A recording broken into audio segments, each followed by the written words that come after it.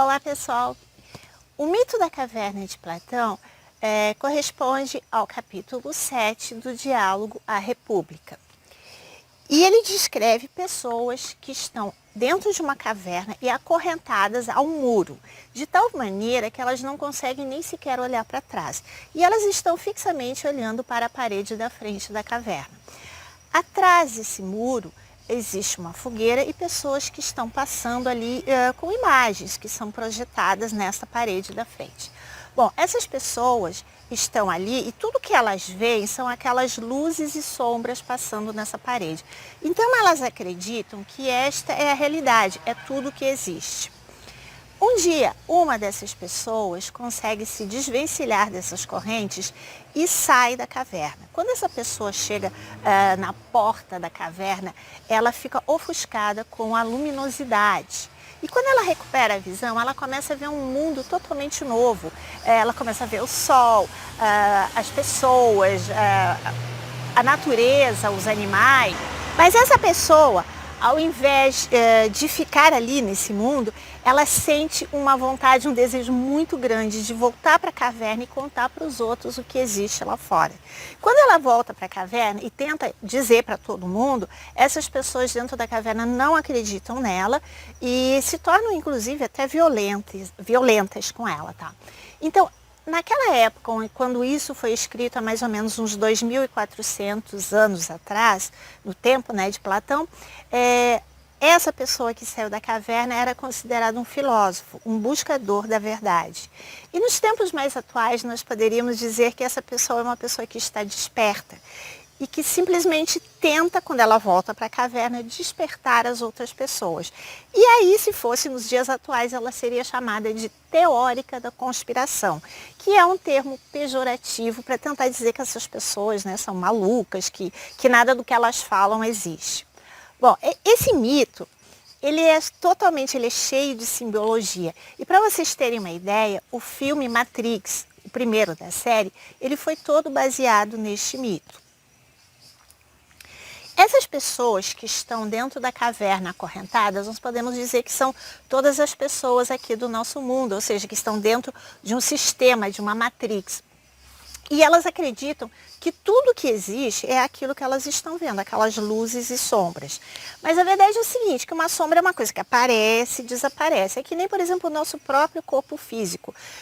Hoje nós estamos aqui, amanhã nós não estaremos mais. Então nós podemos dizer que o nosso próprio corpo físico é uma sombra. Portanto, não é real. Nós vivemos num mundo que não é real. Nós vivemos num mundo de ilusão, tá? E a única coisa que nós podemos considerar realmente real é aquilo que permanece, ou seja, a nossa consciência. Mas essas pessoas, além de tudo isso, de viverem essa ilusão, elas passam a desenvolver uma ideia materialista. Elas passam a viver como as pessoas no nosso mundo, elas vivem como se tudo fosse tipo assim, usufruto, ou seja, na Idade Média, as pessoas achavam que a Terra era o centro do universo. E provavelmente elas imaginavam que aqueles pontos luminosos que elas viam à noite, né, as estrelas, que aquilo ali foi colocado ali por Deus, sei lá, para inspirar os poetas, os amantes. Quer dizer, o ser humano começa a criar aquela ideia de que tudo é feito para ele, para que ele use. Dessa mesma maneira, até os dias atuais, por exemplo, uma pessoa quando ela olha para uma árvore, geralmente ela já começa a pensar em fazer lenha, em cortar aquela árvore e usar aquela árvore para alguma coisa. Principalmente aqui no sul, né, que é frio no inverno, muitas vezes as pessoas justamente já ficam logo pensando em cortar para fazer lenha e colocar nas suas lareiras. Da mesma forma, quando você vê uma floresta, a maioria das pessoas já pensa em desmatar tudo para ali construir uma cidade, edifícios, apartamentos, casas, enfim, para alugar, para vender, para ganhar dinheiro, é só isso. Bom, a nossa relação com todo o planeta é simplesmente horrível, mas a pior de todas é a nossa relação com os animais. Que os animais, eu digo a pior das relações pelo seguinte, porque uma coisa é você cortar, por exemplo, uma árvore, você não consegue perceber que essa árvore talvez seja um ser vivo, você não consegue perceber uma reação da árvore, mas os animais é muito nítido que eles são iguais a nós, que eles têm sangue, eles têm ossos, eles sentem dor, e eles sabem amar. Basta você dar amor a um animalzinho e ele vai te retribuir também com amor.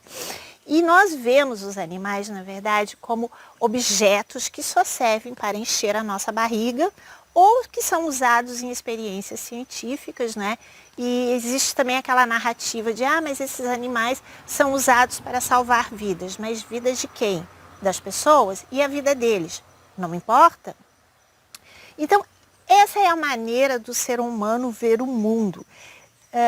E o que eu sei, pelos meus estudos, é que falta a gente isso aqui, tá? Para nós sermos apresentados para os nossos irmãos galácticos, né? Os alienígenas. Na verdade, eles sempre estiveram aqui, eles estão aqui e sempre estiveram. A nossa história, aliás, está repleta deles, né, dos alienígenas. Basta vocês verem, por exemplo, lerem Eram os Deuses Astronautas e coisas assim que vocês vão entender isso. Bom, mas eles vão se mostrar para toda a humanidade. E eu, sinceramente, estou bem curiosa para ver o que vai acontecer. Porque existem algumas raças que são parecidas conosco, né? Parecidas fisicamente, que eu digo, como é o caso, por exemplo, dos pleiadianos. Mas existem outras raças de alienígenas que são bem diferentes, como, por exemplo, os insetoides, os felinos e tal. E eu estou bem curiosa para ver o que vai acontecer com as pessoas. A maioria das pessoas, elas morrem de medo. Uma vez eu disse para uma pessoa que os alienígenas estavam chegando e essa pessoa chegou a ficar branca, sabe? Era um homem, ele chegou a ficar branco, ele chegou a ficar paralisado. Por quê? Porque eu acredito que no fundo, as pessoas têm medo dos alienígenas porque elas têm medo que eles venham a fazer conosco o que nós fazemos com os animais. Nós estamos agora numa época de transição planetária, né? Todo mundo está falando disso. Mas a transição planetária que está acontecendo e que vai acontecer, essa ascensão é do planeta Terra.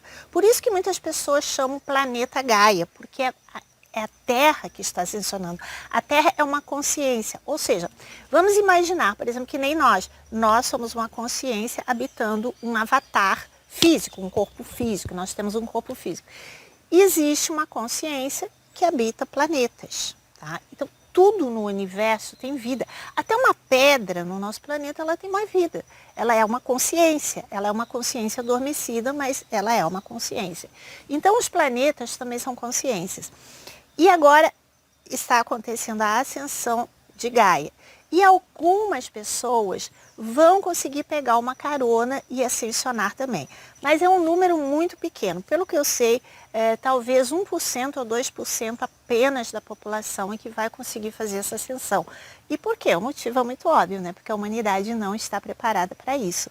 Basta ver a relação que existe com as pessoas com tudo, né? Com a natureza, com o planeta e tal. Eu já vi muitas pessoas até no YouTube falando assim, nossa, mas se nós chegarmos na quinta dimensão, será que lá vai ter carne para comer? Quer dizer, olha a preocupação das pessoas. É óbvio que uma pessoa dessas não tem a menor condição de ascensionar. E essas pessoas que não farão essa ascensão, elas serão enviadas a outros planetas semelhantes ao planeta Terra, né, para continuarem a sua caminhada. Bom, eu não sei quem é que vai fazer essa ascensão, não sei quem é que tem condições de fazer ou não, eu não sei nem se eu tenho condições de fazer essa ascensão. Mas uma coisa eu tenho certeza, que com essa mentalidade de predadores que o ser humano tem, realmente fica muito difícil conseguir ascensionar, né? Então a gente tem que mudar toda essa nossa relação com o planeta Terra. Para vocês terem uma ideia, quando eu era criança, eu ia muito no zoológico com a minha família. E um dia eu estava lá observando, né, os hipopótamos, eu estava fascinada com o tamanho dos hipopótamos ali, entrando no seu laguinho, na sua piscininha e tal. E nisso apareceu uma família do meu lado e um dos rapazes chegou, olhou para o hipopótamo e disse assim, nossa, quanta banha. Ou seja, provavelmente ele já estava pensando em fazer um churrasco com o coitado do bichinho. Então, esta relação que nós temos com os animais, com a natureza, com o planeta, obviamente que nós temos que mudar isso. Nós temos que começar a ver todos os seres como simplesmente existindo. Eles não estão aqui para nos satisfazer, eles têm a vida deles. E a vida deles não nos pertence. Existe, por exemplo, aquela ideia, inclusive que está na Bíblia, que diz, né, Deus criou o ser humano à sua imagem e semelhança. E eu fico pensando, será que não fomos nós que criamos Deus à nossa imagem para nos satisfazer e para nos engrandecer, para dizer que nós somos o máximo? Na verdade, gente, nós não somos mais importantes sequer do que uma formiga. O universo, ele está repleto de vida. E nós somos apenas mais uma das formas de vida dentro das bilhões, trilhões de vidas existentes no universo. Nós não temos essa importância toda que nós queremos. Então, a única coisa que eu sei é que nós precisamos começar urgentemente a fazer essa nossa mudança, essa nossa reforma íntima e começar a ter uma relação diferente com tudo que existe nesse planeta. Então, uma das coisas assim que eu diria, se é que eu poderia dar um conselho, a gente tem que começar, por exemplo, sei lá, abraçar uma árvore, conversar com o cachorro, com o gato. Se você tiver um peixinho no aquário, conversa com o peixinho, começa a ver, a sentir todos esses seres como sendo os teus irmãos, porque é isso mesmo que eles são. E outra coisa que a gente deveria fazer, que é muito legal, é a gente voltar para dentro de si mesmo, ou seja, através da meditação, ter uma vida mais simples, mais em contato com a natureza, né? Como, por exemplo, caminhar de pé descalço, na grama, na praia, enfim, na terra, em qualquer lugar que a gente puder, porque esta é a única maneira da gente começar a tentar entender esse mundo de uma forma diferente. Ou seja, gente, a gente tem que começar a sair desta caverna. A gente tem que se libertar destas correntes, sair da caverna. Esta é a única maneira que, pelo menos, eu conheço para que a gente possa pegar uma carona com o planeta Gaia. Então, gente, é isso. Se vocês chegaram até aqui, eu pediria para vocês, por favor, compartilhem esse vídeo, se inscrevam, me deem uma força para que esse vídeo também chegue para mais pessoas, para que mais pessoas consigam entender, né, as minhas ideias e consiga pelo menos pensar a respeito de tudo isso. Se concordar comigo, ótimo. Se não concordar também, tudo bem. Cada um tem a sua verdade, o seu livre-arbítrio. Então, gente, é isso. Fiquem com Deus e namastê.